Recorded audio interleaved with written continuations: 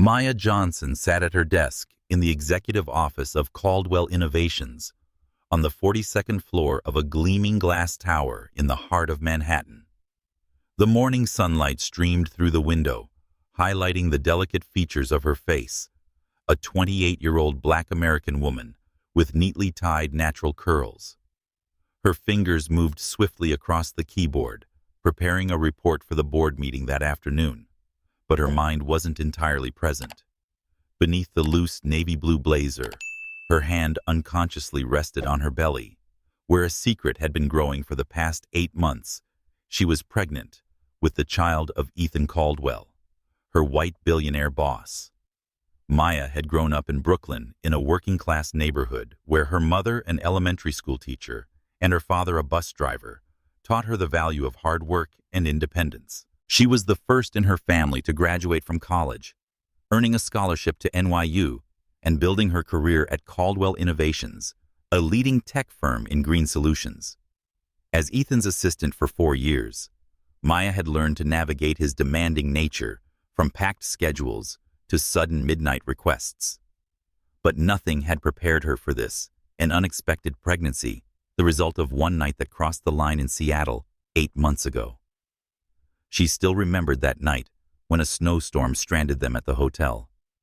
After hours of tense work and a glass of wine, Ethan opened up about his lonely childhood when his father left the family to pursue his career. Maya had seen him vulnerable for the first time and shared her dream of creating a nonprofit for underprivileged children. In the elevator, their hands brushed by accident, leading to an explosive kiss that shattered every professional boundary. They both pretended nothing had happened the next morning, but Maya knew her life had changed forever. Now she hid the secret beneath loose-fitting clothes. Doctor appointments squeezed into lunch breaks and a professional smile that masked her anxiety. She feared Ethan would see the baby as a burden, just like he once said in a meeting, "Family is a hindrance to ambition." She feared losing her job, one of the few high-level positions held by a Black woman. Most of all, she feared society's judgment whispers that she had trapped her boss to climb the ladder. Suspicious glances from colleagues who had once hinted she was just lucky to get this role. The sound of leather shoes clicking against the marble floor snapped Maya out of her thoughts. Ethan Caldwell stepped out of the elevator, tall, neatly combed dark brown hair, sharp blue eyes scanning the office. At 35, he embodied a powerful CEO, confident, cold, and always in control. But today, something in his gaze made Maya's heart race. He stopped at her desk, placed a coffee cup on the corner, as was his daily habit, and said in a low, crisp voice, "Is the Green Tech Project report ready?" "I sent it to your email 10 minutes ago," Maya replied, keeping her tone steady, though her hand clenched under the desk. She had mastered hiding tension, but Ethan's gaze seemed to see right through her. He nodded, but didn't walk away immediately. "You look tired, Maya. Is everything okay?" The question startled her. She smiled, adjusting her posture to conceal her belly. "Just sleep-deprived, prepping for the board meeting." She hoped her voice sounded convincing. Ethan looked at her for a second longer, as if he wanted to say something, but then turned away and entered his office, the glass door shutting behind him. Maya exhaled, but the relief was short-lived. Her phone buzzed an email from her doctor reminding her of her appointment that afternoon. She needed to check on some recent mild cramps, but the board meeting was scheduled for the same time. She frowned, considering canceling the appointment, but a slight contraction in her belly stopped her. No, she had to go. Lucas was her top priority, the name she had secretly chosen for the baby.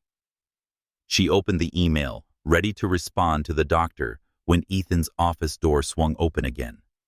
"Maya, I need you in an emergency meeting with the tech team at 2 p.m. There's an issue with the trial data." His tone left no room for refusal. Maya felt the blood drain from her face. The meeting would last at least 2 hours, completely overlapping her doctor's appointment. She took a deep breath, searching for a way to decline without revealing why. I have a personal appointment at 2, sir. Can I send the report to the tech team and join via Zoom? Ethan frowned, his sharp gaze returning. A personal appointment. You rarely ask for time off, Maya. Is something more important than this project? His voice wasn't angry, but the suspicion in it made her shiver. It's just a family matter, she said, her voice growing softer. She hated lying, but the truth wasn't an option right now. I'll make sure everything is prepped beforehand. Ethan stared at her silence, stretching until it felt suffocating. Finally, he nodded.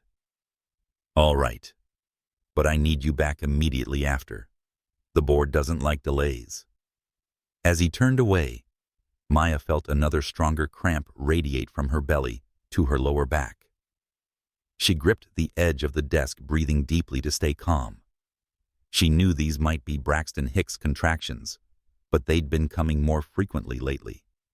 She needed to see the doctor, not just for herself, but for Lucas. She quickly drafted an email, declining the meeting, sent the report to the tech team, and checked the time. 30 minutes left before she had to leave the office. But her phone buzzed again as she stood up and grabbed her purse. A message from Chloe. Her best friend. Call me now.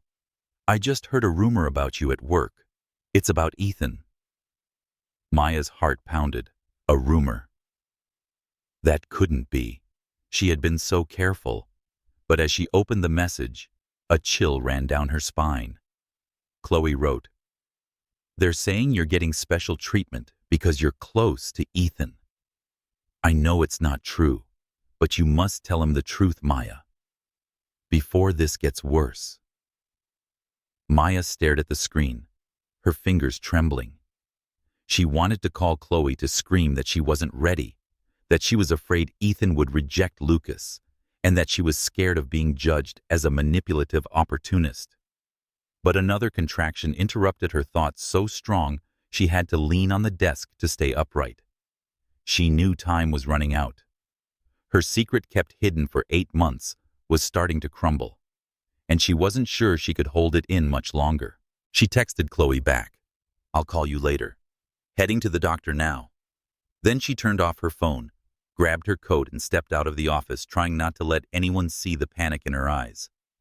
She whispered as the elevator doors closed, Just a few more weeks. I'll leave New York and start over in Boston. No one needs to know. But deep down, she knew the truth was coming, like a storm she could no longer outrun. Maya stood in the elevator of the Caldwell Innovations Tower, the dim light from the control panel casting a soft glow on her face. The elevator hummed quietly, but she heard nothing but the pounding of her own heart. Just minutes earlier, Ethan Caldwell, her boss, had asked if she was hiding something, his piercing blue eyes seeming to cut through the professional facade she had maintained for 8 months. As the elevator doors closed, her secret, the baby she was carrying, Lucas, felt like a ticking time bomb. She placed a hand on her belly, trying to ease the mild cramp that had just appeared, and let her mind drift back to that night in Seattle 8 months ago, the night that changed everything. 8 months earlier, Maya and Ethan had flown to Seattle to negotiate an important deal with a green tech startup. It had been a long day filled with meetings from morning until night, and Maya had worked tirelessly to ensure every detail was flawless, from the presentation slides to the dinner schedule with the clients. As always, Ethan had been the center of attention. His steady voice and quiet confidence were impossible for the partners to resist. But when they left the meeting room, an unexpected snowstorm swept in, shutting down the Seattle-Tacoma airport. Their flight was indefinitely delayed, and they were stranded at a luxury hotel near the airport. At the hotel bar, the warm golden lights contrasted the howling wind outside the windows. Maya sat across from Ethan, both still dressed in business attire, though the atmosphere had grown less tense. Ethan ordered a glass of red wine. Maya chose a Chardonnay. You did well today, he said, his voice gentler than usual. This deal will take Caldwell Innovations to a new level. Thank you, Maya replied, taking a sip of wine to hide her shyness. She wasn't used to compliments from Ethan, who usually issued instructions in curt commands. But that night, something was different. He didn't rush back to his room or check his emails incessantly. Instead, he looked at her as if he truly saw her for the first time. "Have you ever thought about doing something else?" he asked, swirling his glass in his hand. "Something other than chasing my schedule." The question caught Maya off guard. She smiled, but her eyes reflected a more profound thought. "I have. I want to start a nonprofit that helps underprivileged kids in neighborhoods like the one I grew up in. Brooklyn wasn't always easy, you know." Ethan raised an eyebrow, curious. "Brooklyn. Tell me about it." Maya hesitated, but the wine and the cozy atmosphere helped her open up. She spoke of her childhood, how her mother taught her to read under a dim lamp in their small apartment, how her father brought home old comic books from the bus depot. She talked about her dream of giving other kids the same chance she had of escaping the cycle of poverty and prejudice. When she stopped realizing she'd said too much, Ethan looked at her with a strange expression, not the gaze of a CEO, but of a man who was truly listening. "What about you?" she asked, trying to shift the focus. "Besides building a tech empire, what do you want?" Ethan gave a faint smile, but it didn't reach his eyes. "I don't think about that much. My father taught me a clear lesson. Family slows you down. He left my mom and me when I was 10, chasing his dream in Silicon Valley. I learned that to succeed, you must put everything else aside." The confession stunned Maya. She knew Ethan was private, but this was the first time he'd ever shared something personal. She wanted to say something, but only managed to whisper, "That's not the only way to live." He looked at her, his eyes softening. "Maybe, but it's the only way I know." Outside, the storm grew stronger, thunder rattling the windows. The bar slowly emptied until only the two of them remained. Another glass of wine, and then another, and the lines between boss and assistant began to blur. They spoke of little things, favorite movies, the songs they secretly listened to, and bigger things, fear of failure, the pressure to be perfect. When the bartender announced closing time, Ethan stood up and held out his hand. "Let's go. We need to rest before the airport reopens."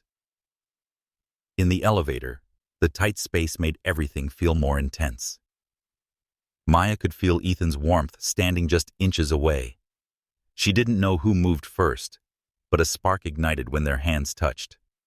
Ethan pulled her close, his lips finding hers in a passionate kiss, as if they had held back for far too long. She kissed him back, forgetting every rule, every fear. That night in a dimly lit hotel room, they crossed every boundary, leaving Maya with a memory she could never erase. And a few weeks later, a pregnancy test showing 2 pink lines. The ding of the elevator brought Maya back to the present. She stepped into the basement lobby, the cold air making her shiver. She checked her phone. Chloe's message still flashed on the screen, warning her about the rumor at work. "They're saying you're getting special treatment because you're close to Ethan." The words cut like a knife.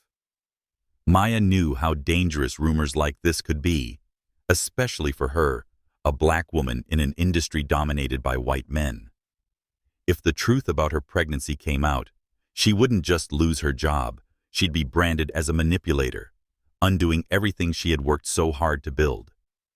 She tapped Chloe's number, but another sharp pain struck before the call could connect, worse than the last. Maya braced herself against the wall, breathing deeply. She told herself it was just Braxton Hicks, but fear crept in. Lucas wasn't due for several more weeks. She couldn't give birth now, not with everything still in chaos, not when Ethan still didn't know. Maya. The familiar voice startled her. Ethan stood at the end of the hallway, coat draped over his arm. His gaze filled with suspicion. "I thought you were leaving for that family matter." She swallowed hard, trying to keep her voice calm. I'm on my way. Just grabbing a few things. She held up her purse, hoping he wouldn't notice her trembling hands. Ethan stepped closer, his eyes never leaving her. You're not okay, Maya. I've known you long enough to see that. If something's wrong, you can tell me. His words sincere, though they were sent a wave of panic through her. Tell him that she was carrying his child. She'd hidden it for 8 months because she feared he would reject them. That she had planned to leave New York and start over in Boston to protect Lucas from a father who might not want him. She forced a smile. I'm fine. Really. I need to go now. Ethan opened his mouth to say something, but his phone rang a call from the tech team, likely about the data issue. He hesitated, then nodded. All right, but we're going to talk later. Don't think I haven't noticed you've been avoiding me all week. As he turned away, Maya felt her knees weaken. She hurried outside, the icy Manhattan air stinging her face. She needed to get to the hospital to ensure Lucas was okay. But more than that, she needed time to decide to tell Ethan the truth, or to keep running. As she climbed into the taxi, another cramp forced her to clutch her belly, and she knew time was running out. That night in Seattle had changed her forever, and now its consequences were approaching unavoidable. The taxi glided through the bustling streets of Manhattan, but Maya Johnson paid no attention to the neon lights or the blaring horns. She sat in the back seat, one hand clutching her belly, trying to steady her breath, as another wave of pain radiated from her abdomen to her lower back. The driver, an older man with a thick Brooklyn accent, glanced at her in the rearview mirror. You all right, miss? You look like you're about to pass out. I'm fine, Maya replied, her voice trembling. She forced a weak smile, not wanting him to ask further. But the truth was, she wasn't fine. The pain was intensifying, and Chloe's message still echoed in her mind. They're saying you're getting special treatment because you're close to Ethan. Still unconfirmed. This rumor felt like a stab to Maya's dignity. As a black woman in tech, she was used to skeptical stares and whispers that she was just lucky to land the role of personal assistant to Ethan Caldwell, CEO of Caldwell Innovations. But the thought that someone believed she had used a relationship to get ahead made her feel betrayed. She closed her eyes, trying to push away memories of her early days at the company. When she had just started, a male colleague had once joked that she must be very good at making impressions to get chosen by Ethan. Maya had ignored it and focused on her work, but the words stayed with her, a constant reminder that she had to work twice as hard to prove herself. Now carrying Ethan's child, she feared all her efforts would collapse if the secret got out. She didn't just fear losing her job, she feared being judged as a manipulator, a stigma black women like her often faced in white male-dominated industries. The pain eased slightly, and Maya opened her phone to call Chloe. The phone rang twice before the familiar, somewhat anxious voice came through. Maya, are you okay?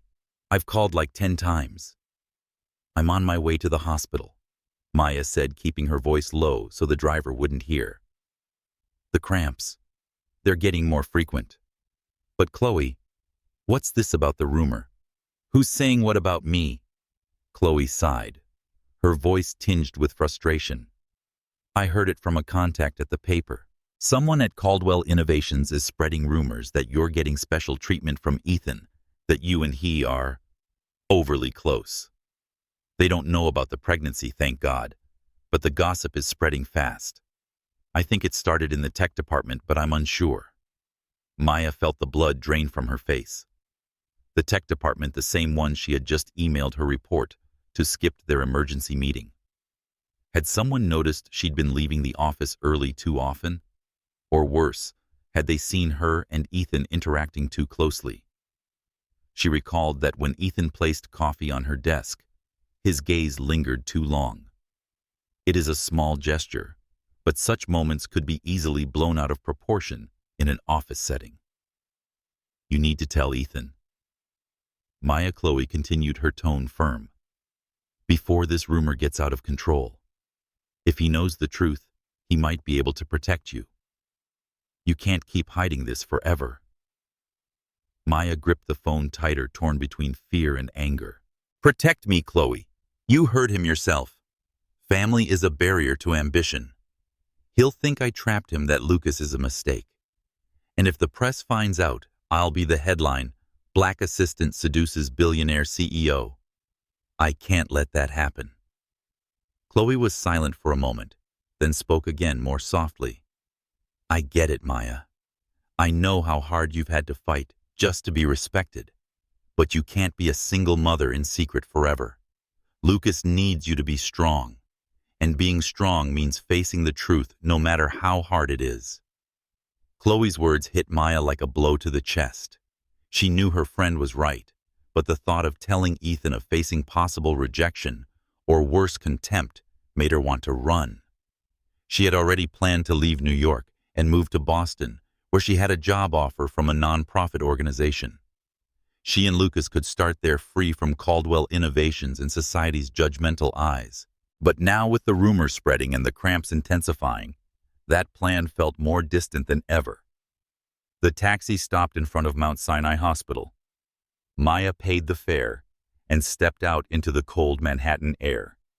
She felt the stares of a few passers-by, and even though she knew they couldn't possibly guess her secret, she instinctively adjusted her coat to hide her belly. She was taken to the maternity ward inside the hospital, where a nurse checked Lucas's heartbeat. Everything looks good, the nurse said with a reassuring smile. But these contractions could be signs of preterm labor. You need rest and close monitoring. Maya nodded, but her mind was elsewhere. She thought of Brooklyn, where her mother once told her, "You have to be stronger than them, Maya. They'll always try to bring you down, but you can't let them win." Her mother had been right, but Maya felt like she was losing right now, not just to the rumors, but to the fear that had kept her silent for too long. Her phone buzzed again. A message from Ethan. Maya. Where are you? I just checked your email. I saw the doctor's appointment. Are you okay? Maya stared at the screen, her fingers trembling above the reply button. He had seen the email, a stupid mistake, forgetting to delete it from her company computer. She wanted to respond, but another sharp cramp struck, forcing her to grab the side of the hospital bed. The nurse rushed over, calling for the doctor, and Maya heard fragments of conversation. Preterm labor. In that chaotic moment, she realized she couldn't keep running. The rumor society's judgment, the fear of rejection, none of it mattered more than Lucas. But as she looked back at Ethan's message, a new fear took hold. If he knew the truth, would he stand by her, or would he turn his back just like his father had done to his own family? She closed her eyes, praying for strength, as the sound of the doctor's footsteps approached, bringing with them a reality she could no longer avoid. Maya Johnson sat in the obstetrics exam room at Mount Sinai Hospital, the fluorescent white light highlighting the tension on her face. The steady beep of the fetal heart monitor echoed in the room, a reminder that Lucas, the child she was carrying, was still safe, at least for now. But Maya's mind was in turmoil. A message from Ethan Caldwell, her boss and the father of her child, still glowed on her phone screen. Maya, where are you? I just checked your email. I saw your doctor's appointment. Are you okay? Like a stone cast into still water. That short message shattered the calm facade she had worked so hard to build over the past 8 months. Maya took a deep breath, trying to focus on the doctor's voice, a middle-aged woman with reassuring eyes. Ms. Johnson, the baby's heartbeat looks good, but these contractions aren't Braxton Hicks. They could be signs of preterm labor. You need to reduce stress and get absolute rest. I'll prescribe medication to relax your uterus, but if this continues, you may need to be admitted. Maya nodded, but the doctor's words barely registered. Rest. How could she rest when Ethan had seen the appointment email? When rumors about her relationship were spreading through the company? when each passing day brought her closer to the moment her secret would be exposed. She thought of Brooklyn, where her mother once told her, "Never let them see you weak, Maya. They'll take advantage of it." But now she felt herself crumbling, not just from physical pain, but under the weight of a truth she couldn't face. "Do you have anyone to support you?" the doctor asked gently. "Family, friends." Preterm labor can be very stressful, especially for a single mother. The question made Maya pause. Single mother. The phrase echoed like a warning. She had never imagined herself in this position alone in a hospital, hiding a child from his father. She thought of Chloe, her best friend, who had urged her to tell Ethan the truth. She thought of Ethan himself, who had just sent a message full of concern, but also suspicion. "I have a friend," she replied softly. "I'll be okay." The doctor nodded, handed her a prescription, and offered more instructions before leaving the room. Maya put on her coat and checked her phone. A new message from Chloe. "I'm in the hospital lobby. Don't argue. I know you need me." Maya gave a weak smile, a sense of warmth cutting through her panic. With her fiery personality and fierce loyalty, Chloe always showed up when needed. As Maya walked into the lobby, Chloe was waiting, her bright red hair unmistakable under the hospital lights. She wore a leather jacket and looked like she'd just rushed out of the newsroom where she worked. "Oh my God, Maya, you look like you just ran a marathon," Chloe said, pulling her into a tight hug. "What did the doctor say? Is Lucas okay?" "He's okay, but it might be preterm labor," Maya admitted, her voice shaking. "They told me to rest," but Ethan saw the doctor's appointment email. "And the rumors. You said they started in the tech department." Chloe grimaced, guiding Maya to a bench in the lobby. "Yeah, I dug up a little info. It looks like it came from some engineer, one of those gossip types. They noticed you leaving the office early a few times. And Ethan, well, they say he's been giving you more attention than usual. No proof, of course, but you know how fast these things spread, especially when you're—" She stopped, searching for the right word. "A black woman in a white man's company." Maya said, her voice bitter. "I know. I've heard the whispers since day one. She must be good at charming the boss." "She's not qualified for that role. They'll tear me apart if they find out about Lucas and Chloe." Chloe gripped her hand, her eyes steady. "They won't get the chance, because you're stronger than they are. But Maya, you have to tell Ethan. It'll be so much worse if he hears it from someone else, through the press, through gossip. You don't want Lucas to grow up with a father who thinks he's a scandal, right?" Her words hit hard. Maya thought about Lucas, about her dream of giving him a better life than she had in Brooklyn. She wanted him to grow up proud, not tainted by whispers or tabloid headlines. But telling Ethan meant risking everything, her career, reputation, and heart, which had quietly ached since that night in Seattle, no matter how hard she tried to deny it. She opened her phone and stared at Ethan's message. Her finger hovered above the keyboard, ready to reply, when another intense cramp hit, making her double over in pain with a soft moan. Chloe panicked, supporting her. "Maya, should I call a doctor?" Maya shook her head, breathing deeply. "Not yet. It's not time. I need to go home and rest." But as she stood, her phone slipped from her hand, the screen lighting up with an incoming call. "Ethan." Chloe picked it up and looked at her with fierce determination. "Answer it, Maya, or I will." Maya grabbed the phone, heart pounding. She pressed accept, her voice trembling. "Hello, Ethan." "Maya, where are you?" Ethan's voice came through, laced with concern and tension.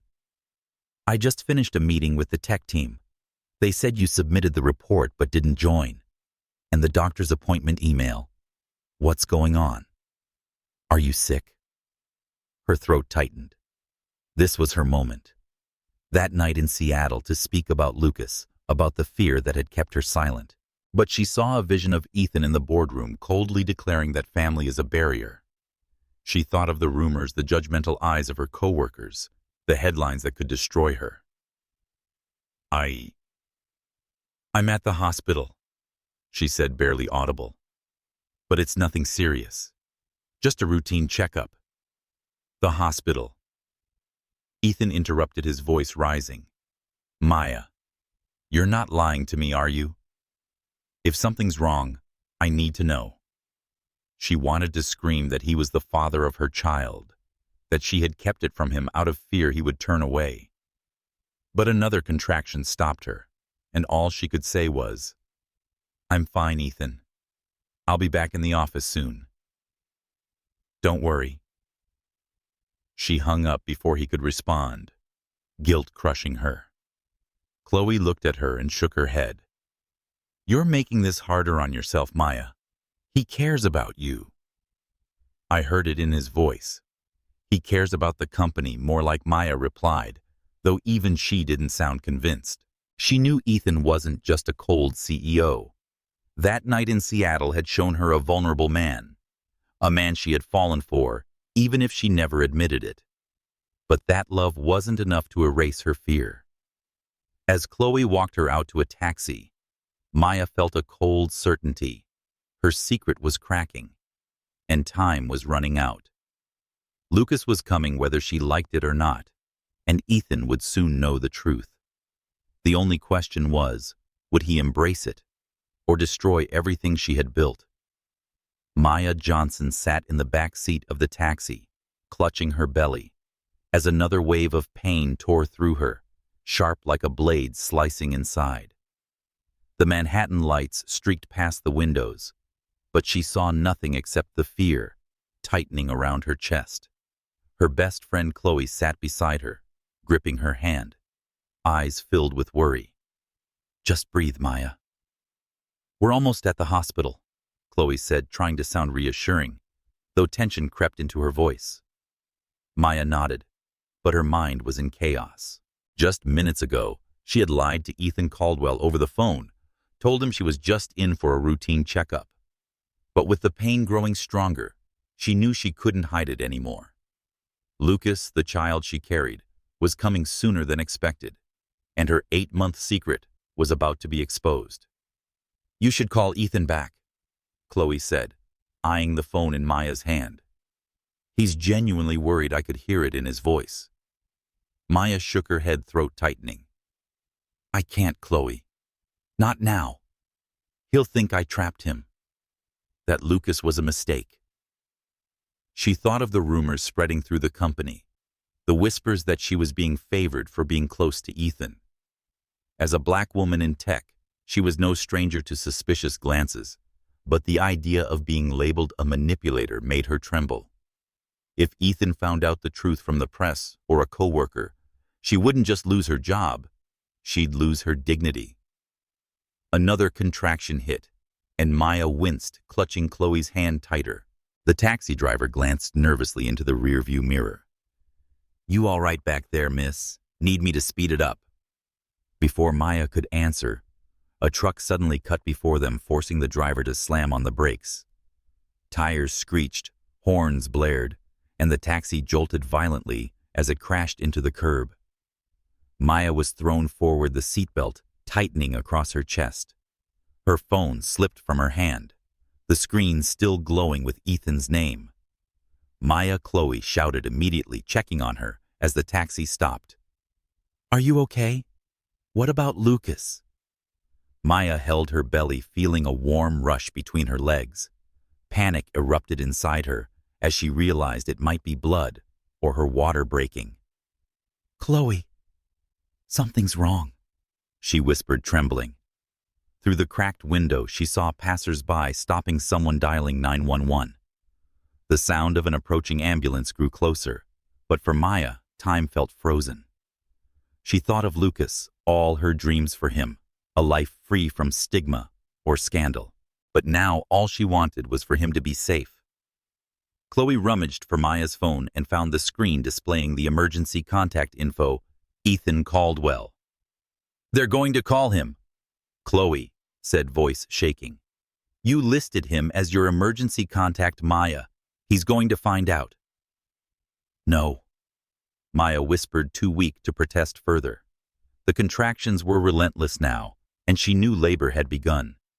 Her secret hidden under loose clothes and careful lies was collapsing at this very moment. As paramedics opened the taxi door and lifted her onto a stretcher, she grabbed Chloe's hand. Don't let them call him. I don't want him to find out like this. But Chloe shook her head, eyes brimming with tears. I'm sorry, Maya. He needs to know. Lucas needs him. On the 42nd floor of Caldwell Innovations, Ethan Caldwell sat in a boardroom, eyes fixed on a green tech presentation. But his thoughts weren't there. Maya's voice trembling over the phone echoed in his mind. Just a routine checkup. He didn't believe it. Maya never left the office early without good reason. The doctor's appointment email he had accidentally seen on her computer only added to his suspicions. Something was wrong. And the fact that she'd been avoiding him all week made him feel betrayed. He thought of that night in Seattle when they'd crossed a line in that dimly lit hotel room. He'd tried to dismiss it as a moment of weakness, but Maya's eyes, her smile still haunted him.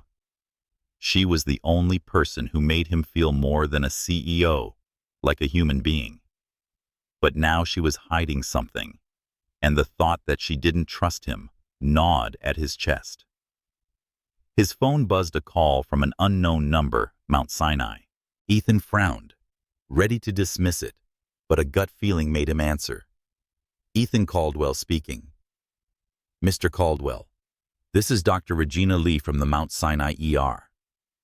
The voice on the other end was calm but urgent. We're calling about Ms. Maya Johnson. She's listed you as her emergency contact. Ethan felt the blood drain from his face. Maya, what happened? Is she okay? Ms. Johnson was in a car accident. She's in the maternity ward now and… Mr. Caldwell, she's in labor. She's about 34 weeks along, and the crash appears to have induced early labor. We need you to come immediately. Pregnant. The word hit Ethan like a punch to the chest. He shot to his feet, scattering the documents on the table. Pregnant. How far along? His voice rose, drawing glances from the engineers seated around him. I can't provide more details over the phone, the doctor replied. But the situation is serious. She needs support, and we need you here. Ethan didn't wait for another second. He ran out of the boardroom, ignoring the stunned stares. In the elevator, he clutched his phone, mind spinning. Pregnant. 34 weeks. 8.5 months. The timeline clicked. That night in Seattle, her kiss, her warmth, the moment they forgot all the rules. The child could be his. At the hospital, Maya lay on a hospital bed, the contractions hitting harder, her breath shallow. Chloe held her hand, whispering encouragement, but it all sounded distant. Dr. Lee examined her, voice calm. Ms. Johnson, the baby is doing well, but we must prepare for delivery. You're 6 centimeters dilated. It won't be long now. Maya nodded, eyes glazed with pain and fear. She thought of Ethan, of how he would come here and learn the truth in the worst way. She had wanted to tell him. She had written dozens of letters. But the fear that he would reject Lucas the way his father refused his family had silenced her. Now she had no choice. The door burst open. Ethan stood there, coat, disheveled hair a mess. He looked at her, his eyes a storm of shock, anger, and something more profound. Maya, he rasped, you're pregnant. Why didn't you tell me? She opened her mouth, but another contraction tore through her, making her cry out, her hands clawing at the sheets. Chloe stood up, giving Ethan a warning glare. Not now, Caldwell. She needs support, not interrogation. Ethan moved to her bedside, hesitating, then reached for her hand.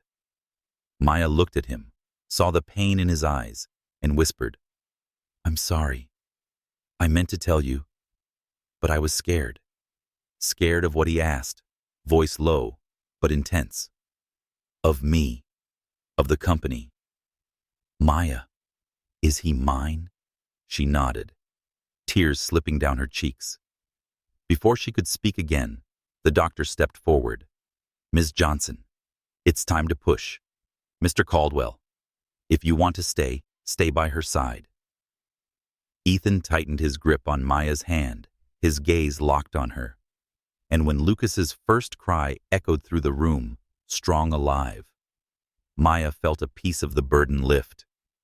Ethan looked at the baby, and his face changed from anger to awe, then to something Maya hadn't dared to hope for: unexpected love. His hands trembled as he cut the umbilical cord. When the nurse placed Lucas in Maya's arms, she saw Ethan watching them as his entire world shifted. But she knew though Lucas had arrived, their story was only beginning. The dim light of Mount Sinai Hospital cast a soft glow across Maya Johnson's face, highlighting the beads of sweat still clinging to her forehead. She lay in bed exhausted from labor, but her eyes never left Lucas, her newborn son sleeping peacefully in the bassinet beside her. The steady beeping of the fetal heart monitor was the only sound breaking the silence. Maya reached out and gently touched Lucas's tiny hand, feeling his warmth, and a rush of mixed emotions surged through her: love and guilt. She had hidden him from Ethan Caldwell, his father, for 8 months. And now the truth had exploded in a way she could no longer control. Ethan stood in the corner of the room, back against the wall, eyes locked on Maya and the baby. He was still in the same wrinkled dress shirt he'd worn when rushing to the hospital after the doctor's call. His face, usually cold and composed, was now etched with conflict: anger over being kept in the dark, shock at suddenly becoming a father, and a profound emotion he hadn't yet named. The moment he had cut Lucas's umbilical cord and heard that mighty cry had changed him forever. But that change hadn't erased the sting of betrayal. Chloe, Maya's best friend, sat in a chair beside the hospital bed, sharp eyes never leaving Ethan. She had stayed through the entire delivery, holding Maya's hand through every contraction. Now her protective instinct remained on high alert. "You need to rest, Maya," Chloe said gently but firmly. "The doctor said you'll need a few days in the hospital because of the preterm labor. I'll stay with you. Okay?" Maya nodded, but her gaze shifted toward Ethan. He stepped closer, his leather shoes tapping softly against the vinyl floor. "Chloe, may I have a moment alone with Maya?" he asked, his voice low but tense. Chloe raised an eyebrow, looking to Maya for confirmation. Maya took a deep breath and gave a slight nod. "It's okay, Chloe. I'll call if I need you." Chloe stood, shooting Ethan a final warning glance before leaving the room, leaving behind a heavy silence. Ethan sat in the chair beside the bed, his eyes fixed on Lucas. "The baby. He looks like you," he said hoarsely. "Your lips, your skin. But the nose." He paused as if realizing something. "That's mine." Maya swallowed hard, her heart racing. "Ethan, I'm sorry," she began, her voice trembling. "I never wanted you to find out like this.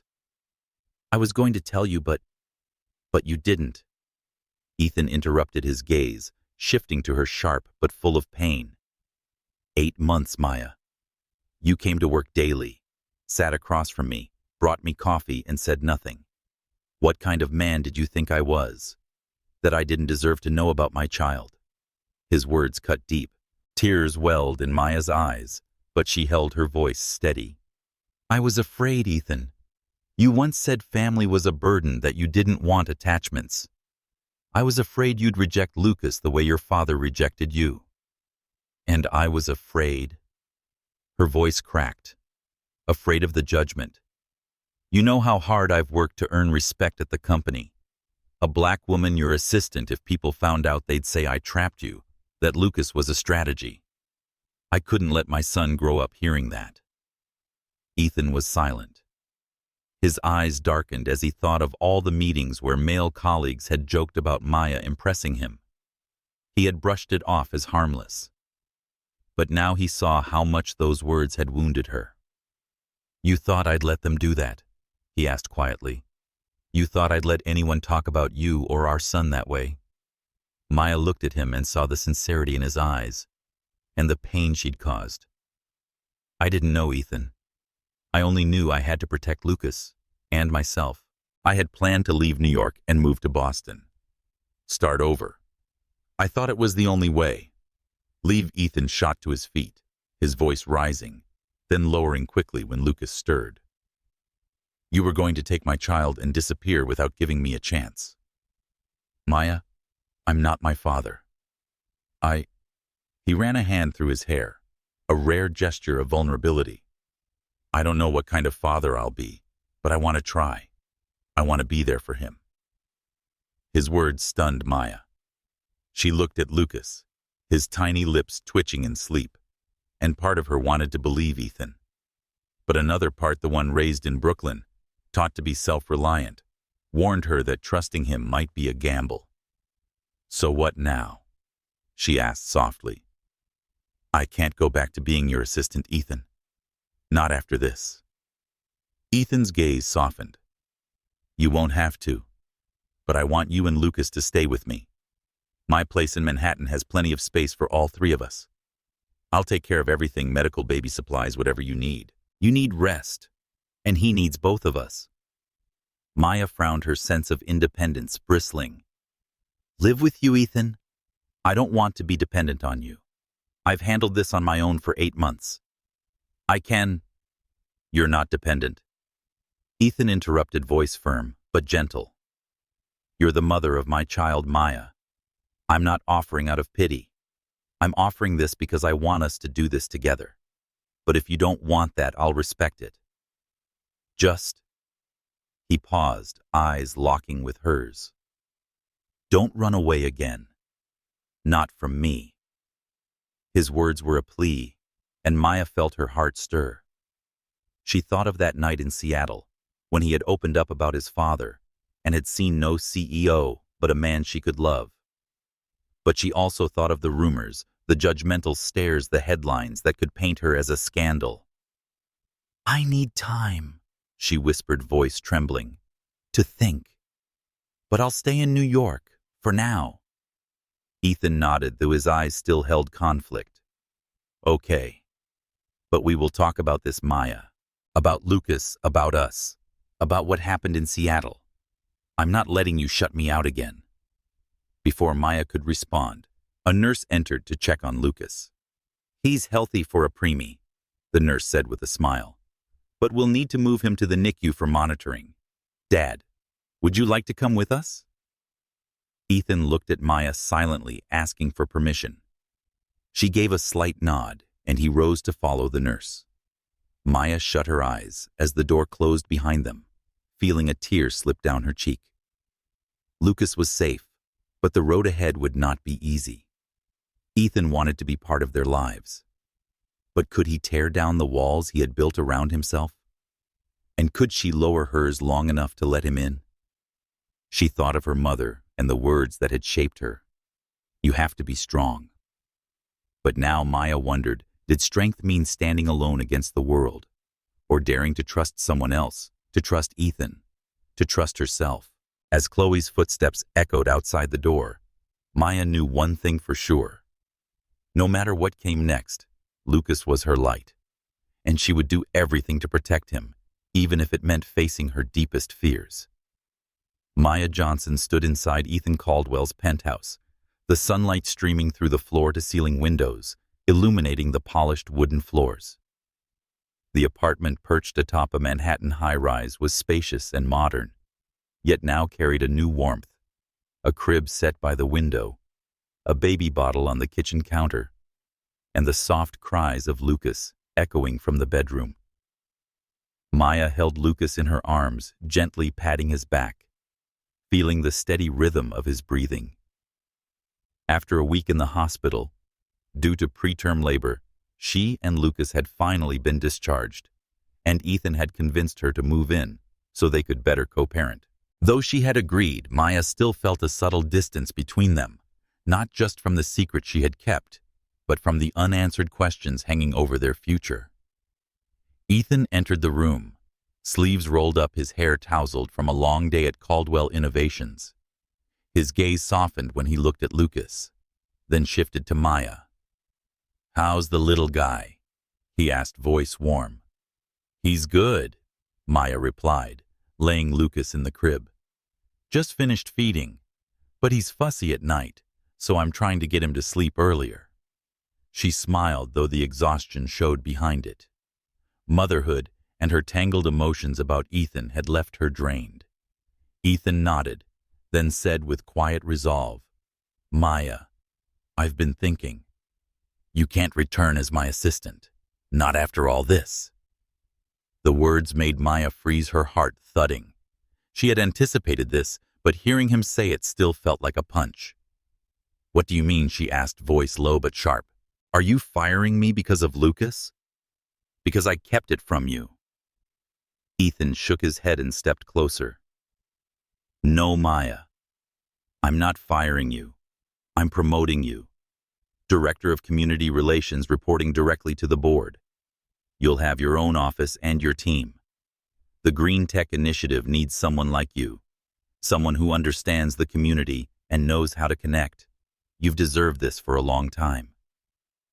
Maya stared at him, stunned. The position wasn't just a career step, it was her dream. Working with communities, driving real change, just like she had envisioned growing up in Brooklyn. But the joy was quickly clouded by doubt. "Why, Ethan?" she asked, voice trembling. "Because I'm the mother of your child? Or because you feel guilty?" Ethan frowned, his eyes darkening. "You think that's the kind of man I am?" "Maya, I'm doing this because you're exceptional. You've run everything for me these past 4 years, anticipating every need and handling every crisis. The board agreed with me. This isn't charity, it's recognition." She wanted to believe him, but memories of the office rumors that she was favored because of her closeness to Ethan made her hesitate. As a black woman, she knew every move she made was scrutinized. Would people whisper she had slept her way up if she accepted the role? "I need to think about it," she said quietly. "It's a big change, Ethan, and I don't want people thinking I didn't earn it." Ethan nodded, though disappointment flashed in his eyes. "All right, but don't let other people's fear define your path. You're stronger than that, Maya." He turned away, grabbed a bottle from the counter, and began prepping for Lucas's next feed. That evening, Chloe dropped by, carrying a bag of food from Maya's favorite Caribbean restaurant. They sat on the couch, eating rice and peas with grilled chicken, while Lucas slept peacefully in his crib. With her bright red hair and no-nonsense demeanor, Chloe looked at Maya with concern. "So, how's it going?" "Living with the tech overlord isn't exactly easy, right?" Maya gave a tired laugh, but her eyes were thoughtful. "I'm okay. Lucas is everything to me. But Ethan, he just promoted me to Director of Community Relations. I don't know if I should accept it." Chloe raised an eyebrow and set her plate down. "You're thinking of saying no. Maya, this is what you dreamed of in college. You've always wanted to make a difference in the community. What's holding you back?" Maya sighed, glancing at Lucas. "The rumors, Chloe. You know how they go. If I take the job, people will say it's because of Lucas, or because of that night in Seattle. I've fought my whole life to earn respect, not to be labeled that lucky girl from Brooklyn. I don't want this role tainted by whispers." Chloe took her hand, voice firm. "Listen to me, Maya. You can't live your life by other people's gossip. You're damn good at what you do, and Ethan knows it. Let them talk. Prove them wrong through your work like you always do." Her words reminded Maya of her mother, who used to say, "They'll try to drag you down, but you must stand taller." She nodded slowly, feeling a flicker of determination. You're right. I'll take it. But I need clear boundaries with Ethan. I don't want my work and Lucas to get tangled. Meanwhile, Ethan spent the evening in the living room holding Lucas and learning to change a diaper. He fumbled, spilling talc on his shirt. Still, every time Lucas wrapped a tiny hand around his finger, he felt something unfamiliar, like no billion-dollar deal at Caldwell Innovations could match this moment. He thought of his father, who had walked away for ambition's sake, and silently vowed not to make the same mistake. But he also thought of Maya, the pain in her eyes, when she spoke about the rumors, the wall she'd built between them. Late at night, Maya walked in to check on Lucas and found Ethan in the armchair, the baby asleep on his chest. The soft light from the table lamp illuminated Ethan's face, no longer the cold CEO, but a man slowly learning to love. You're doing well, she said gently. Ethan looked up and smiled. He's a demanding boss, but I'm learning. He paused, then added thoughtfully, Maya, about the director position. I'm not pushing you, but I believe in you. And I want us to do this together, not just for Lucas, but for both of us. Maya looked at him, saw the honesty in his eyes, and nodded. I'll take it. But Ethan, we need to be clear. I'm doing this for me, not for you or Lucas. And I need time to figure out what we are. Ethan nodded, his eyes locked on hers. Time. I can give you that. But I'm not going anywhere, Maya. Not from you, not from Lucas. As she turned away, a small spark of hope flickered inside her. But as she thought of the rumors, the watchful eyes of colleagues, and the challenges ahead, she knew this path wouldn't be easy. Lucas was her light, but to protect him, she and Ethan would have to weather even greater storms.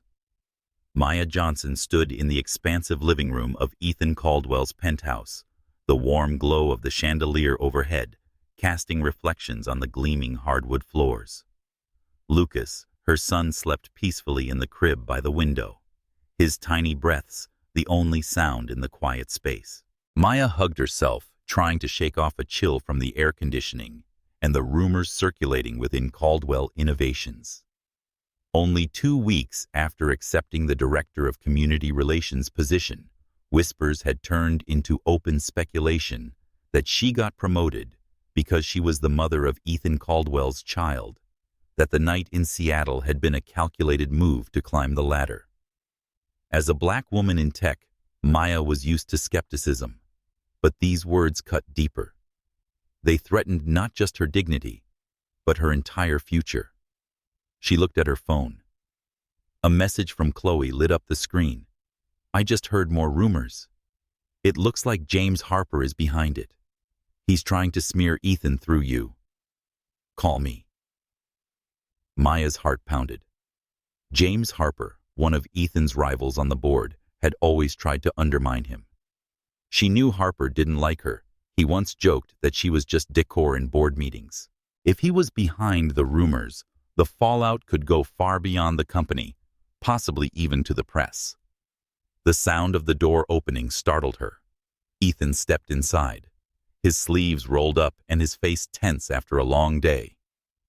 He set down his briefcase, eyes immediately searching for Lucas before shifting to Maya. How's the little guy? He asked, voice low and tired. Asleep, Maya replied, trying to keep her tone neutral. But Ethan, we need to talk about the rumors. Ethan frowned and sat on the sofa, motioning for her to join him. I know. The tech department won't stop whispering. Someone even asked my assistant if you got promoted because of Lucas.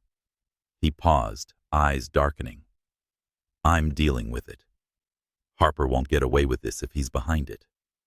Maya shook her head, anger flaring in her chest. Dealing with it now, Ethan. This isn't just about the company.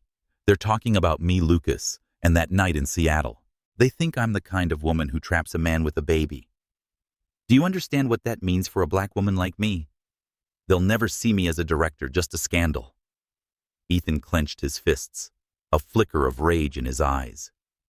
You think I'll let them do that? Maya, I told the board your role is based on merit. I won't let Harper or anyone else tear you down. But his words didn't ease her. She thought of Brooklyn, her mother teaching her to stand tall in the face of judgment. I don't need you to defend me, Ethan, she said sharply. I need to be respected for my work, not because you're backing me. And even you. Do you believe I earned this? Or are you just trying to make up for Lucas? The question hit Ethan hard. His eyes showed pain. You think that, he said, quietly. Maya, I believe in you. That night in Seattle, it wasn't a mistake. I saw you not just as an assistant, but as the one person who made me want something more than this company. But you keep pushing me away like I'm the enemy. His words pierced through her defenses, dredging up the memory of that night, the kiss in the elevator. His warmth, the fleeting belief they could be more. But the next morning, he had returned to being the cold CEO, and she had built a wall to protect her heart. I pushed you away because I had to protect myself, she said, trembling. And now with these rumors, I don't know how to keep going. Ethan stood and stepped closer, locking eyes with her. Together. We face them together. But Maya, I need to know what you want. I'm here for you for Lucas, but we can't do this if you don't trust me. Before she could answer, Ethan's phone rang a call from his assistant, reminding him of the evening company event. He looked at her apologetic. I have to go. But we're not done here. Think about what I said. That evening, at a corporate event in a luxury hotel, Maya stood in a corner, a glass of orange juice in her hand. She wore a sleek black dress, but her eyes scanned the room, warily sensing the lingering glances from colleagues. She had come to prove she wasn't hiding, but when James Harper approached, his smug smile sent a wave of heat through her. Ms. Johnson, congratulations on the new role, Harper said, his voice syrupy with venom. Quite unexpected. I hear you and Caldwell are very close. Lucas, a strong motivator for upward mobility. Maya gripped her glass tightly, her gaze razor-sharp. If you have something to say, Harper, say it plainly. But leave my child out of it. I earned my position through 4 years of work, not through whatever rumors you've spread. Harper smirked, but before he could reply, Ethan appeared beside them, his eyes like steel. Harper, if I hear one more word about Ms. Johnson from you, you won't have a seat on the board. Understood. Harper shrugged, but his eyes gleamed with challenge. Careful, Caldwell. The press loves stories like this. Then he walked away, leaving behind a heavy silence. Maya looked at Ethan, a swirl of emotions in her chest. She knew he was defending her, but his public presence only made the rumors more believable. I can handle it myself, she said softly. I don't need you playing hero. Ethan turned to her, disappointment flashing in his eyes. I'm not playing hero, Maya. I'm protecting my family. But if you don't want me there, say it. She opened her mouth, but the words didn't come. She saw Harper speaking to a group of colleagues, their glances cutting toward her. She thought of Lucas, of the life she wanted for him, free from scandal. I just want to do the right thing, she whispered. For Lucas. For me. Ethan reached for her hand, holding it gently but firmly. Then let me help. Not because I'm your boss. Because I care. You're not alone, Maya. As he let go and walked into the crowd, Maya's heart pounded. She looked at Harper texting someone across the room, and a sense of dread settled over her. The rumors weren't going away, and if Harper leaked them to the press, everything she had built, her career, her reputation, her son's future, could crumble. She needed Ethan. But could she trust him enough to face the storm that was coming? The conference room at Caldwell Innovations was thick with tension. Light from crystal chandeliers shimmered across the long oak table where board members sat silently, their faces grave. Across from them, rows of journalists held out recorders and phones, eyes hungry for scandal. Maya Johnson stood beside Ethan Caldwell at the head of the table, gripping a folder tightly, as her heart pounded like it might burst from her chest. Just hours earlier, a bombshell article had exploded on Tech Insider under the headline, "Caldwell Innovations CEO and his secret assistant, promotion or scandal." The piece, allegedly leaked by James Harper, questioned whether Maya, a black woman recently promoted to Director of Community Relations, had leveraged her child with Ethan Lucas to manipulate her way up the corporate ladder. Maya could feel every gaze in the room, press curiosity, boardroom skepticism, like 1,000 needles. As a black woman raised in Brooklyn, she was used to scrutiny. But this time her reputation, future, and relationship with Ethan were all on the line. Ethan stood tall beside her, face cold and composed as always. But the light pressure of his hand on her back reminded her that they were facing this storm together. Board chairwoman Evelyn Tran, a sharp-eyed Asian woman, stood and signaled for silence. "We are here to address allegations involving Ms. Johnson and Mr. Caldwell," she said clearly. "The public and the press deserve transparency. Mr. Caldwell, Ms. Johnson, you may begin." Ethan stepped forward, his gaze sweeping the room, unwavering. "Caldwell Innovations has always operated on transparency and merit," he said, his voice steady and commanding. "Ms. Maya Johnson was promoted to Director of Community Relations because of 4 years of outstanding performance, not for any personal reason. The suggestion that she was favored due to a private relationship is unfounded and offensive." A journalist raised a hand, tone sharp. "Mr. Caldwell, but Ms. Johnson's promotion came immediately after she gave birth to your son. How can the public trust?" "There's no conflict of interest." Maya felt heat rush to her cheeks. The question wasn't just aimed at Ethan, but at her worth, her womanhood, her race. Before Ethan could respond, she stepped forward, her voice ringing clear and calm. "I'll take that question," she said, eyes locked on the reporter. "I've worked tirelessly for 4 years at Caldwell Innovations, managing schedules, handling crises, solving problems most people never saw. My position is based on merit, not relationships. But I won't lie, I did make a mistake." The room fell silent. Maya took a deep breath, feeling Ethan's hand gently press against her back in quiet support. "I hid my pregnancy from Mr. Caldwell and the company," she continued, her voice slightly shaky but unwavering. "Not to manipulate anyone, but because I was afraid. Afraid of judgment.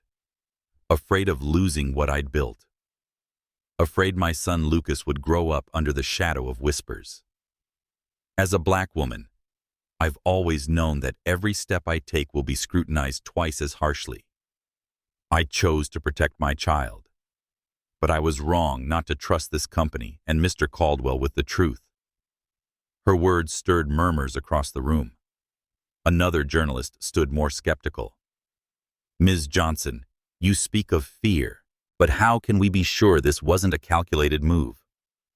You and Mr. Caldwell had a personal relationship before, didn't you?" Maya's throat tightened, but she thought of Lucas, of her mother back in Brooklyn, who taught her to stand tall.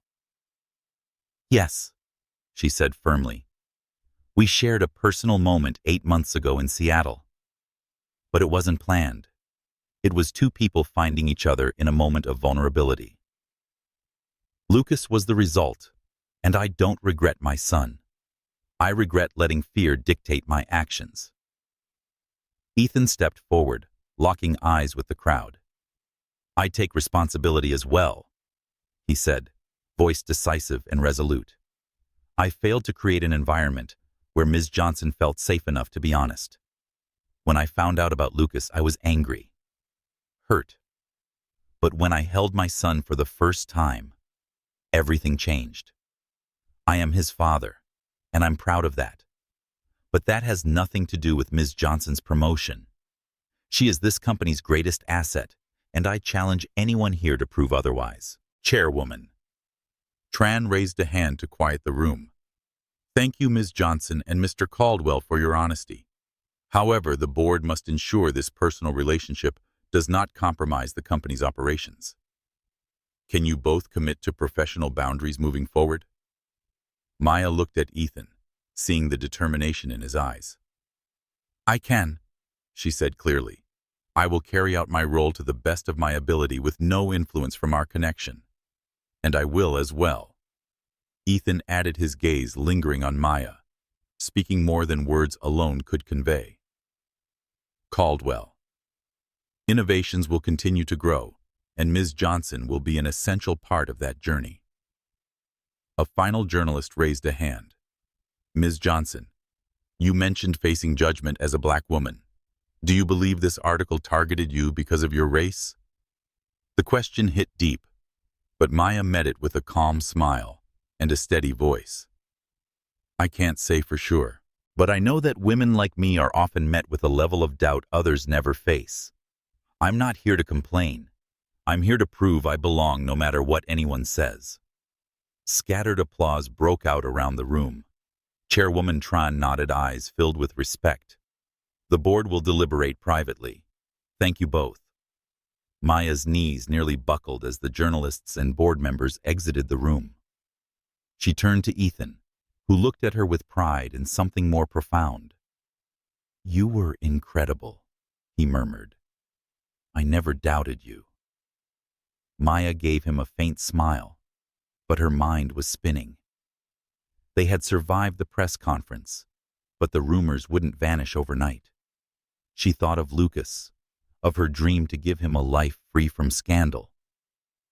This isn't over, Ethan, she whispered, trembling. But thank you for standing with me. Ethan took her hand, gentle but firm.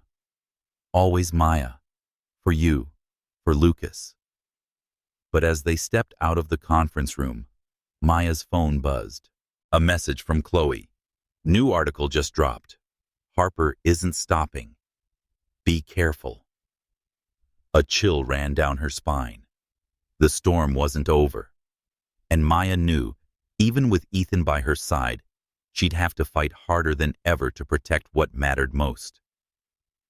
The door to Ethan Caldwell's private office closed behind Maya Johnson, shutting out the noise from the Caldwell Innovations hallway, where reporters had just dispersed after the emergency press conference. Sunlight streamed through the tall windows onto the walnut desk, but the air still carried the heavy weight of piercing questions and scandalous headlines. Maya leaned against the desk, her hands trembling as she replayed the moment she had stood before the press, admitting her fear, her mistakes. As a black woman, she was no stranger to judgment, but standing up for her dignity, her son Lucas, and even Ethan, had been the hardest thing she'd ever done. Ethan stood across from her, his gaze locked on hers, filled with pride and something deeper he hadn't yet put into words. You did it, Maya, Ethan said in his low voice, stepping closer. I've never seen anyone as strong as you were today. Facing the press, the board, Harper, you're a warrior. Maya gave a faint smile, but her eyes still held worry. Chloe's text still glowed on her phone. The new article just dropped. Harper isn't stopping. Be careful. She knew the fight wasn't over. The press conference had solidified her position, but the weight of public perception still loomed. I'm not sure I'm strong, Ethan, she whispered. I'm scared. I fear they'll never see me as a director, only as the mother of your child. Scared Lucas will grow up in the shadow of these headlines. Ethan stepped closer, his eyes steady and locked on hers. They'll see you as I do, an extraordinary woman, an incredible mother, a brilliant leader. And Lucas, he'll grow up knowing his mother fought for him. He paused, his voice softening. But Maya, I need to know. Do you trust me? Trust that I'm here for you. Not out of duty, not because of the company, but because of you. The question stopped her cold. Her thoughts flashed back to that night in Seattle, their kiss the moment that shattered boundaries, when she had glimpsed the honest Ethan beneath the CEO's exterior. She had fallen for him then, but fear of heartbreak, of judgment, had made her build walls. Now, standing in front of him, those walls were crumbling. I loved you, Ethan, she whispered, voice thick with emotion. Since Seattle, since you told me about your father, since I saw the real you. But I was scared to change everything. I'm scared to lose myself. Scared this love would hurt Lucas. Her confession swept through the room like a quiet wind. Ethan moved closer, close enough that she could feel his warmth. Maya, he said, his voice raw. I was scared too, scared of becoming my father, scared I'd never be good enough for you or Lucas. But when I saw you today standing in front of the world, protecting our son, standing in your truth, I knew I loved you. I've loved you for a long time, maybe even before Seattle. She looked into his eyes and saw nothing but sincerity. Tears welled in hers. You can't just say that, Ethan, she murmured. We have Lucas. We have the company. The world is watching. How do we even make this work? Ethan raised his hand, gently brushing a tear from her cheek. Together, he said firmly, I'm not promising it'll be easy. The press, Harper, the board, they won't stop.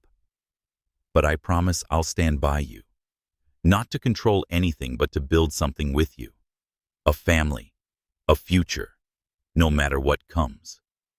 His words lit a quiet flame in her heart. Maya found herself leaning into him, drawn by a force beyond fear. Ethan lowered his head, and their lips met, soft but intense. Like the kiss in Seattle, but deeper, layered with all they now knew, the fears, the mistakes, the hope. She kissed him back, her arms wrapping around his neck, letting this moment wash away all her doubts. When they finally pulled apart, their foreheads touched, breath mingling in the still air. No more running, Maya, Ethan whispered. We face it all together. She nodded, a wave of relief washing over her. Together, she echoed. And for the first time, she truly believed it. A knock on the door startled them. Chloe entered, eyes worried. Sorry to interrupt, she said, her voice urgent. I just spoke to a source at the paper. Harper's been removed from the board for leaking confidential info, but he sent more documents to the press, claiming Maya's promotion was to cover up the scandal.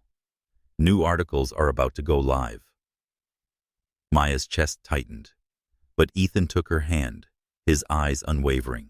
Let them write, he said calmly. We've spoken the truth. Harper can try all he wants. He won't break us.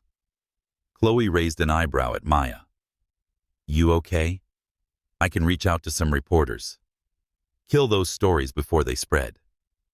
Maya smiled, this time steadier. Thank you, Chloe. But we'll handle it ourselves. I'm done being afraid.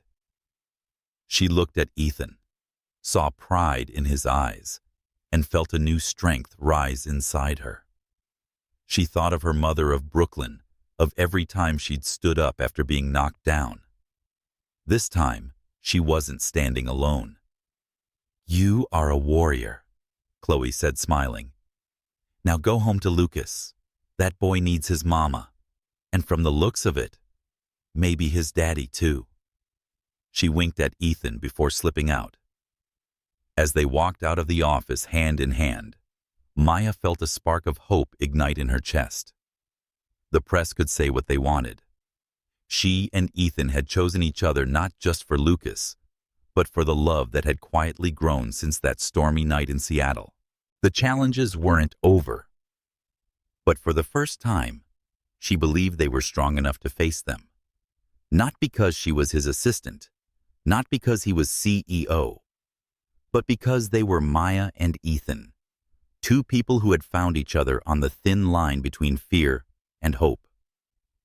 6 months after that fateful press conference, Ethan Caldwell's penthouse in Manhattan was no longer a cold, minimalist space.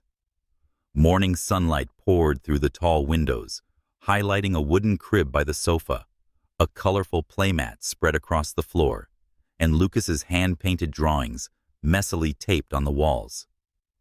Maya Johnson stood in the kitchen brewing coffee, while Lucas, now 6 months old, crawled across the mat giggling as he clutched a plastic block. Ethan, no longer in his usual tailored suit, but wearing a simple t-shirt, sat beside Lucas, feigning shock every time the baby attacked him with a toy. Their laughter filled the air, an everyday joy Maya once thought she'd never be part of. The past 6 months had been a journey of challenges.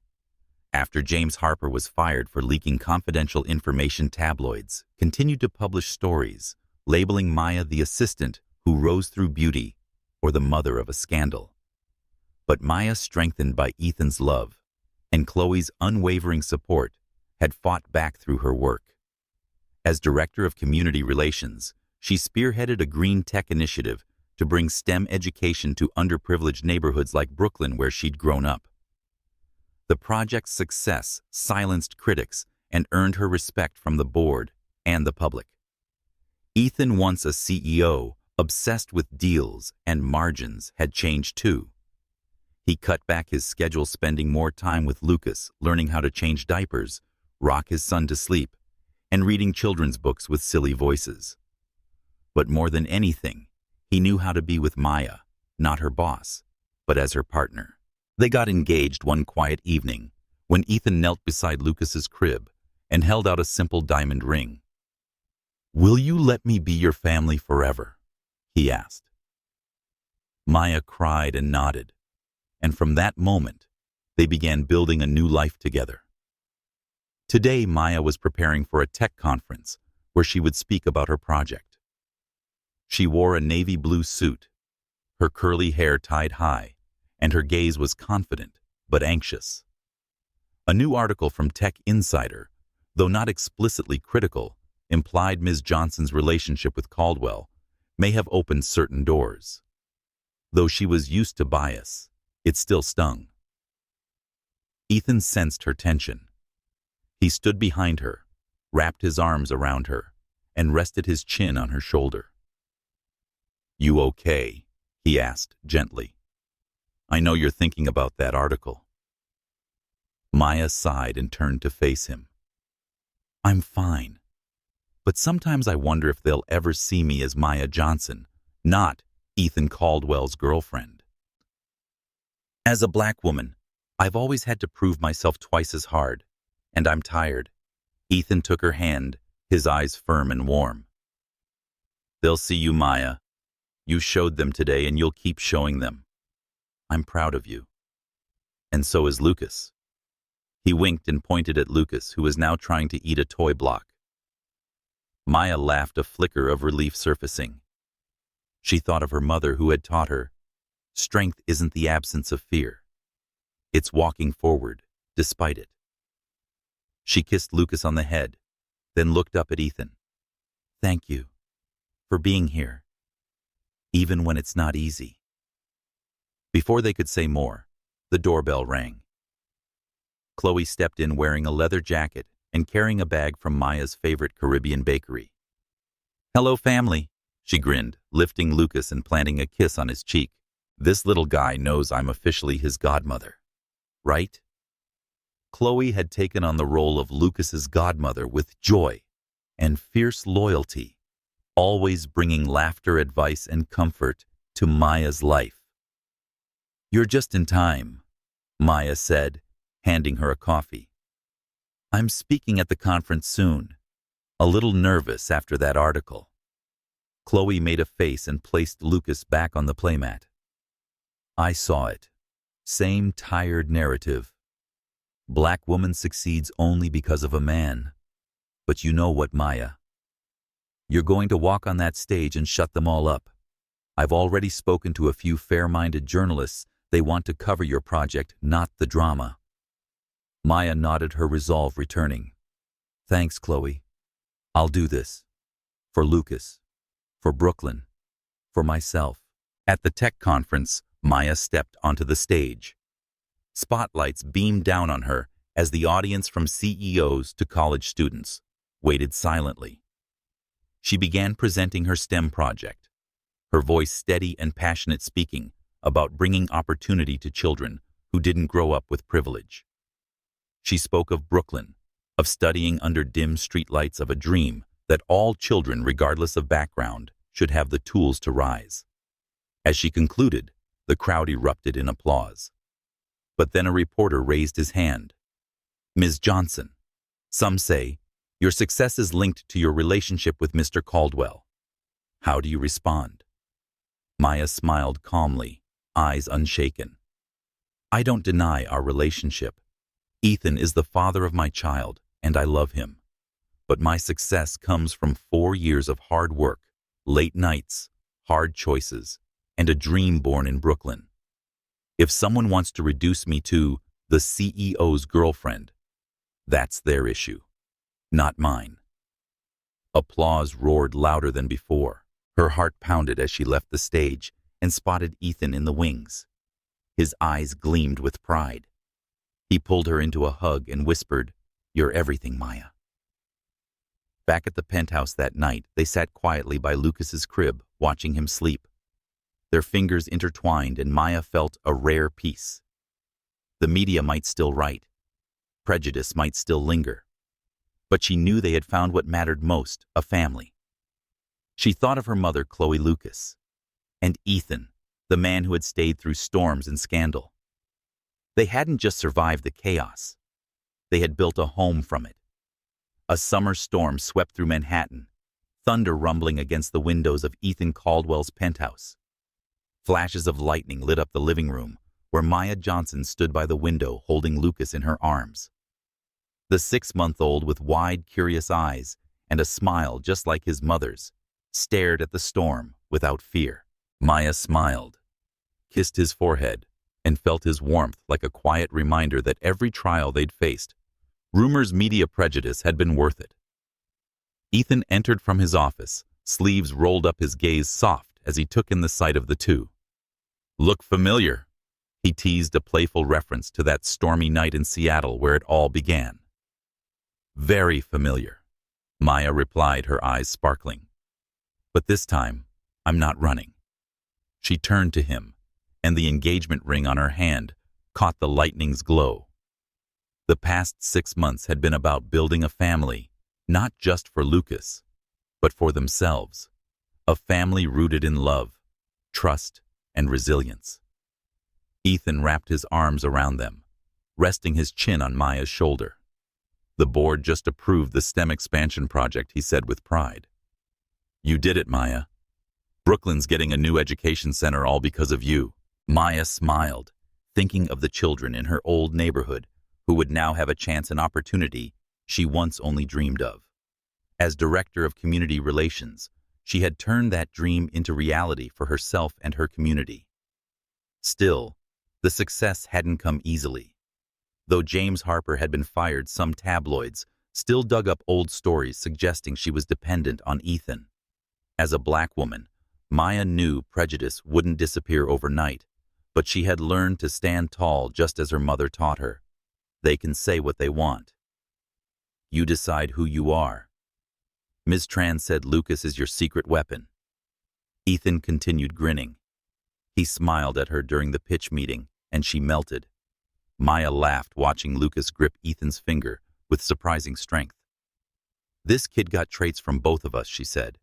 "Your charm, my clinginess." Ethan kissed her hair, his voice tender. "That's perfect, because I'm not letting either of you go." He paused, more serious now. "I got an email from Harper today. He's offering to sell me a failed community project in Boston. Thinks I'll buy it to save his face." Maya raised an eyebrow, that old instinct about Harper the man who had tried to destroy her flaring. "And you said I said no," Ethan replied, his eyes flashing. My future is here with you, Lucas and Caldwell Innovations, and with the foundation we're about to launch. He looked at her with hope. Do you still want to co-found it? A foundation for underprivileged kids, just like you once dreamed. Maya's heart swelled. The idea of a charity combining her dream with Ethan's vision was something she had never imagined a year ago, when she was still hiding Lucas and fearing the world. Of course, she said firmly. We'll make it happen. For Lucas. For every kid who was once like me. Thunder cracked again, but Lucas giggled like the storm was a game. Ethan lifted him, kissed his cheek, and looked at Maya. Do you know how much I love you? He asked hoarsely. Not just Maya, the director, or Maya, the mother of my son, but Maya from Brooklyn, who made me want to be a better man. Tears welled in Maya's eyes, but she smiled. I love you too, Ethan. The man who once thought family was a burden is now the best father Lucas could ever have. She stepped closer, cupping his cheek, feeling the warmth she'd grown to trust. The doorbell rang. Chloe burst in, soaked from the rain but beaming. Oh my God! Are you two seriously being romantic in the middle of a thunderstorm? She laughed, hugging Maya and scooping Lucas up from Ethan's arms. Auntie Chloe is here to babysit, so you two can have some time alone. Thank you, Chloe, Maya said, exchanging a grateful glance. Chloe wasn't just a friend, she was family. She'd stood by them through hospital scares, press ambushes, and boardroom battles. She helped Maya manage the press and pitched fair stories to journalists about the STEM project, and now she was Lucas's devoted godmother. As Chloe carried Lucas to the nursery, Maya and Ethan stood by the window watching the storm fade. Remember Seattle? Maya asked softly. That storm pushed us together, even when I tried to run. Ethan pulled her close and kissed her forehead. I don't regret a thing. That storm gave me you, Lucas, and everything I didn't know I needed. He paused, his eyes shining. Do you think we're ready for the next storm? Maya smiled, thinking of the foundation, the headlines yet to come, the biases they'd still face. Ready, she said firmly, as long as we face it together. They kissed sweet and fierce, a vow without words, that no matter what the world threw their way, they wouldn't break. From the nursery, Lucas cried out. They both laughed and rushed to his side. Chloe stood over the crib, mock grumbling. This kid has perfect timing. Together, they placed Lucas back in his crib, watching as he gripped both their fingers, a symbol of a bond unbreakable. Outside, the storm had passed, leaving behind a clear sky. Maya thought of their journey from fear and secrecy to love and family, and knew, just as her mother once said, the storm only makes you stronger. In the gentle light of their home, with Ethan beside her and Lucas in her arms, Maya finally felt like she belonged, not just in Brooklyn at Caldwell Innovations, but in the family they had built. From a stormy night to a lifetime of peace, they had found their way home.